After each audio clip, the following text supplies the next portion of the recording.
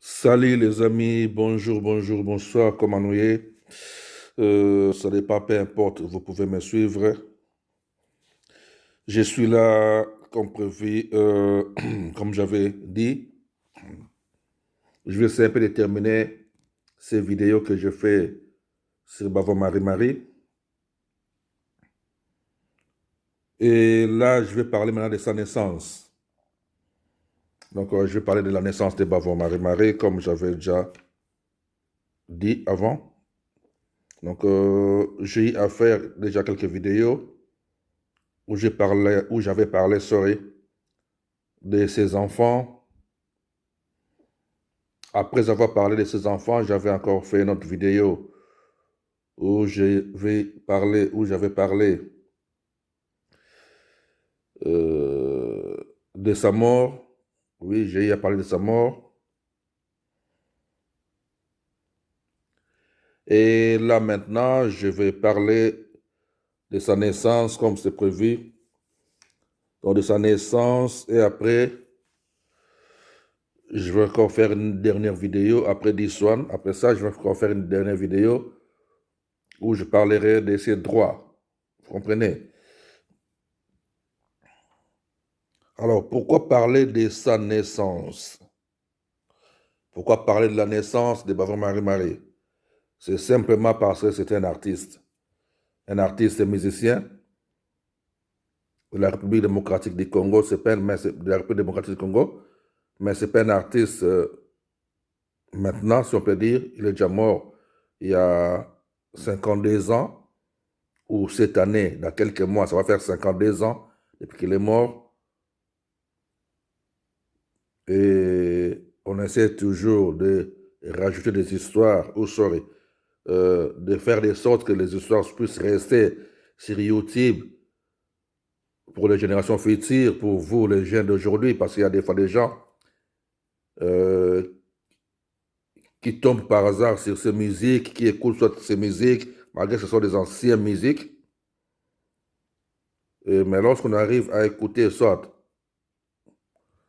le vieux son, comme on dit, le son des temps anciens, tout ça, et des fois on cherche aussi à comprendre, ou à connaître la personne, vous comprenez? Et quant à lui, comme j'ai déjà expliqué dans des autres vidéos que j'ai fait avant, que lorsque ça y est à faire 50 ans après sa mort, donc en 2020, il y a eu quelques personnes qui ont fait des vidéos et ils ont parlé de sa vie artistique. C'était bien aussi.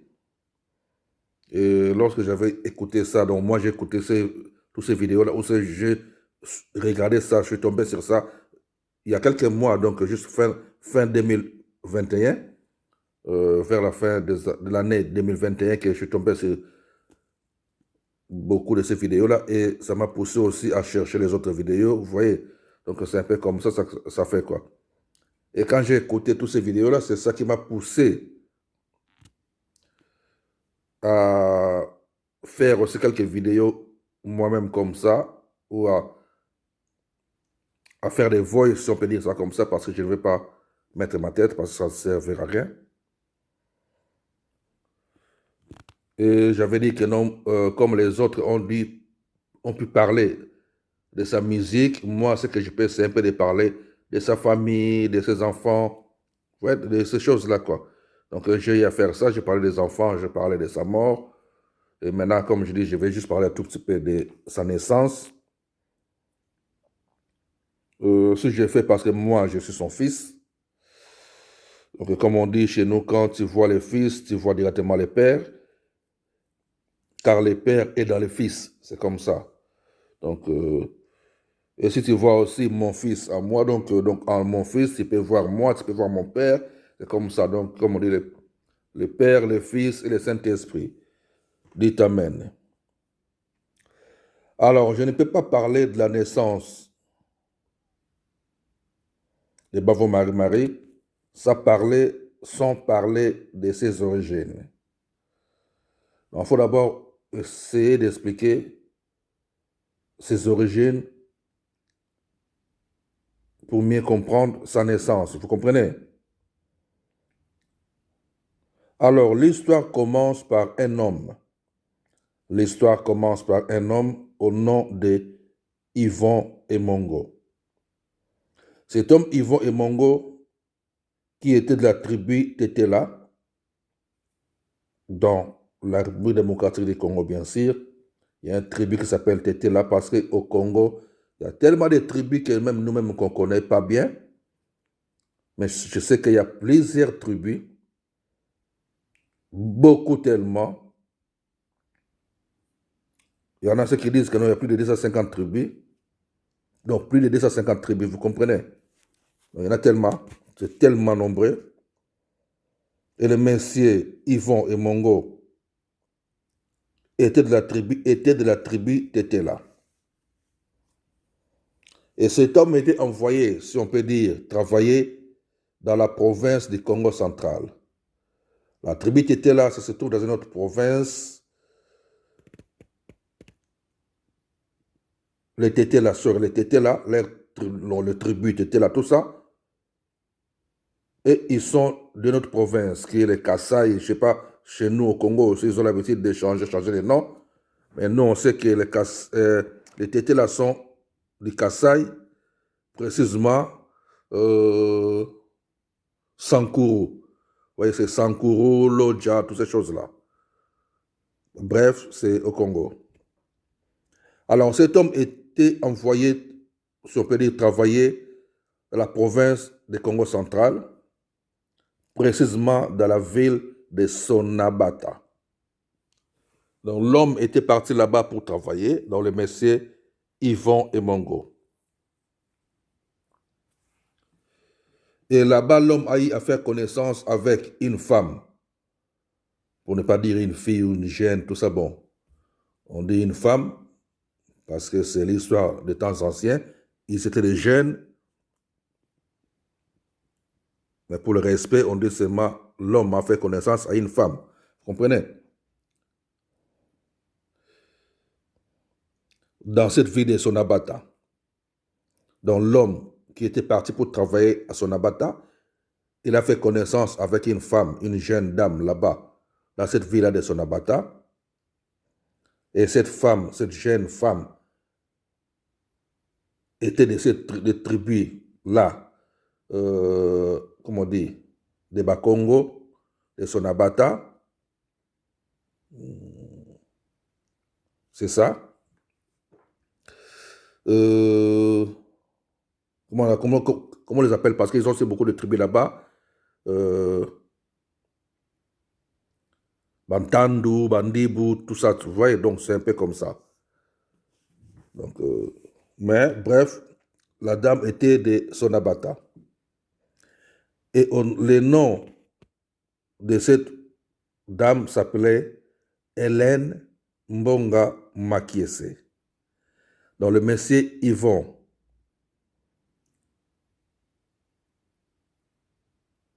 Emongo, qui est un tété là, était parti travailler à Sonabata. Et il a fait connaissance avec Hélène Mbonga Makiese. Vous comprenez? Et dans les relations là-bas à Sonabata, ils ont eu à faire ensemble un enfant.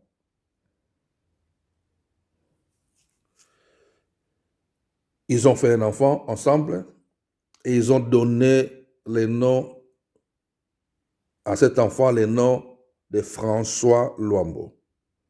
Alors, le nom de François Luambo, c'est le nom de son frère, le frère de monsieur Yvon Emongo. Donc, cet homme-là, Yvon, il a fait un enfant avec sa femme, Hélène Mbonga, et ils ont donné à leur fils le nom du frère de M. Yvon, qui s'appelle François Luambo. Quelque temps après,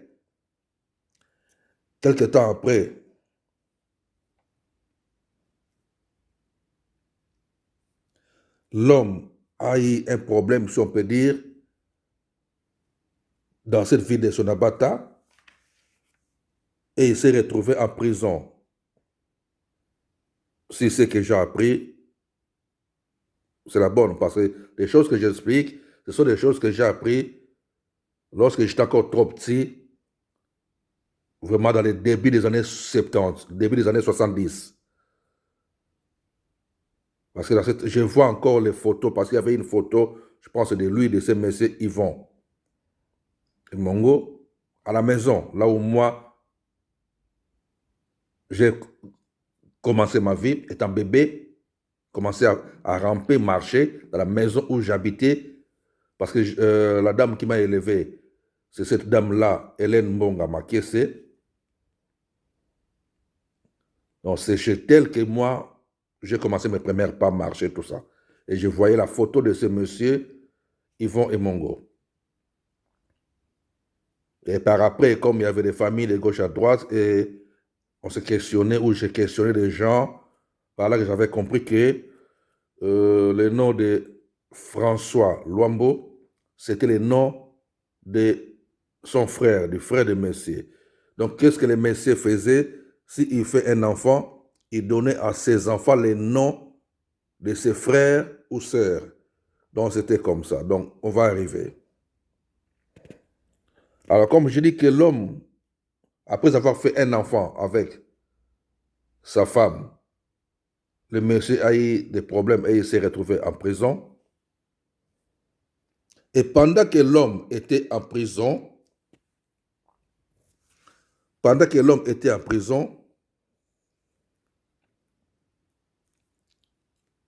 il laisse sa femme avec le bébé dehors. Et comme ça arrive souvent à plusieurs femmes dans le monde,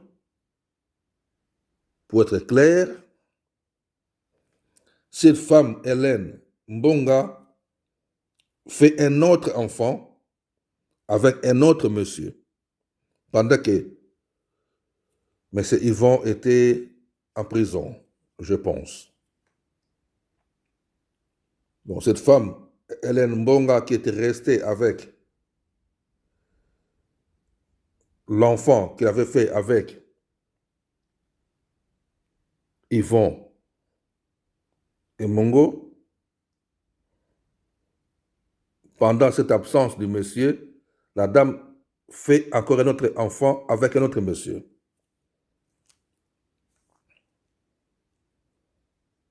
On peut dire pendant que son mari était en prison.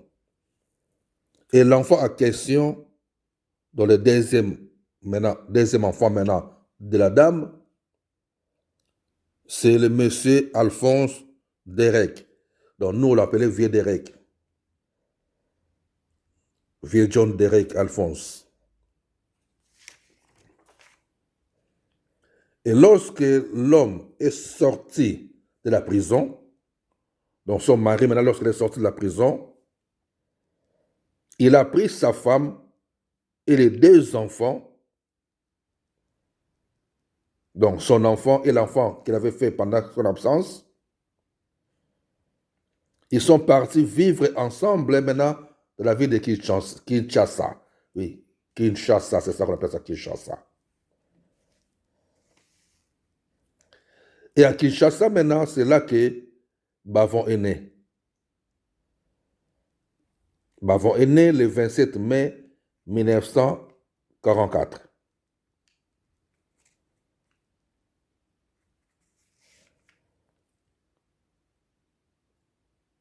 Son grand frère, le premier, François Luambo, est né en 1938. Le deuxième, Alphonse John Derek, je ne sais pas quand, mais c'est entre les deux.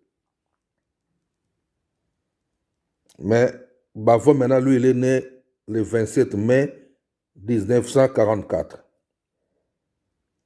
Et vous devez savoir que, comme je dis, M. Yvon et Mongo donnaient à ses enfants les noms de ses frères, en commençant par François Luambo, Ces noms-là est le nom de papa de Joe Issa.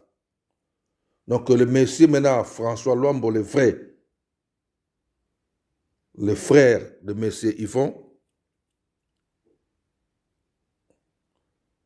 son fils aussi, il faisait de la musique aussi, il s'appelait Joe Issa. Et leur parcelle, ça se trouve, où ça se trouvait, je ne sais pas si c'est toujours leur parcelle, parce que comme ça fait 2 années déjà, c'est tellement longtemps. Et leur parcelle, ça se trouvait dans le quartier Imo Congo, ou Imoraf, c'est ça, non, sorry, Ikomoraf. Le quartier Ikomoraf, ce qu'on appelle le quartier Vermain, ouais, actuellement quartier Vermain, Ikomoraf. Et après, vous avez Siongo Bavon. Donc, il est le nom de Bavon Marie-Marie. Son nom, c'est Siongo Bavon. Et ce nom-là, c'est aussi le nom d'un homme qui fut un grand-père pour nous. Vous comprenez? Et sa parcelle, c'est sur l'avenue Chaba, croisement Eyala. Dans les vrais Siongo Bavon, l'origine du nom, fut aussi un grand-père, un de nos grands-pères. Lui, il habitait sur croisement Eyala et l'avenue Chaba, juste dans le coin là.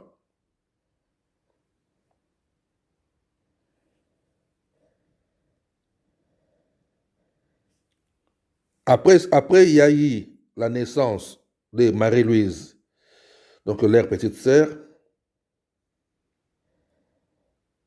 Et elle, on avait donné le nom de Akangana. Akangana qui veut dire rassembleur en tété là. Ça veut dire rassembleur, quelqu'un qui rassemble des personnes qui peuvent vous réunir. Akangana. Ce nom-là aussi, c'est le nom d'une femme que nous, on aimait beaucoup, parce que c'est elle qui venait souvent à la maison chez nous.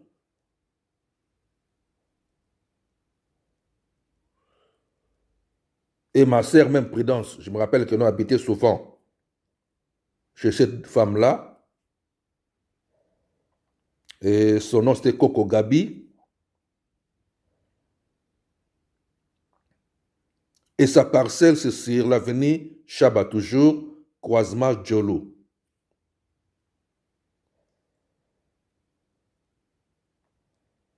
Bref, c'est un peu ça l'histoire de la naissance de Bavon Marie-Marie, comme je dis.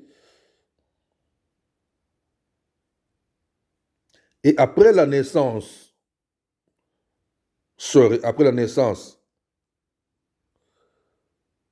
de tous ces 3 enfants-là,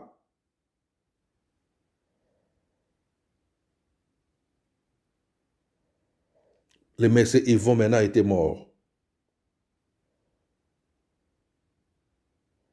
Et quand il est mort maintenant, c'est par là que nous maintenant, Madame Hélène Mbonga Makese devait refaire sa vie comme toutes les femmes, c'est normal. Elle a refait sa vie maintenant avec un autre monsieur. Et dans leur relation, maintenant, ils ont eu des enfants. Et ces 2 enfants-là, en 1953, il y a la naissance de Marie-Jeanne, en 1953.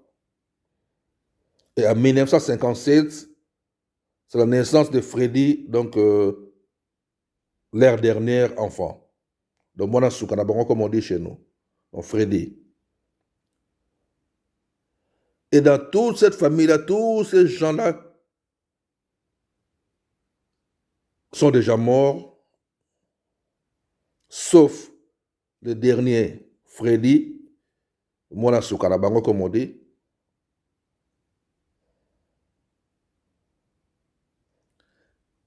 Lui aussi, il habite avec nous ici en Belgique.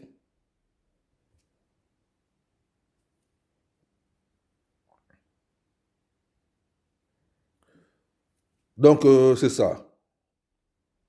Comme je dis, Bavon est né le 27 mai 1944, la ville de Kinshasa, contrairement à ses grands frères qui sont nés à Sonabata là-bas. Et lui, et tous ceux qui sont nés après lui sont nés à Kinshasa. Alors pour ce qui concerne l'histoire de Bavon, ses études et sa musique, je vous conseille tout le temps de regarder la vidéo faite par Papa Dado de la Belle Époque. Parce que le monsieur là, il fait